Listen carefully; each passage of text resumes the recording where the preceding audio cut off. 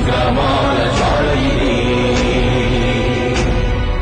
విశ్వ కళ్యాణ సూత్రి ఇదే. ధర్మము ఆది అనంతము, సత్యమ సత్యము సార్థకలంకము, జాత్యహంకార పర్యవసానము. శక్తిదే భక్తిదే జీవన్ముక్తికి మార్గమిదే, పంచమ వేద సారం మహాభారతం.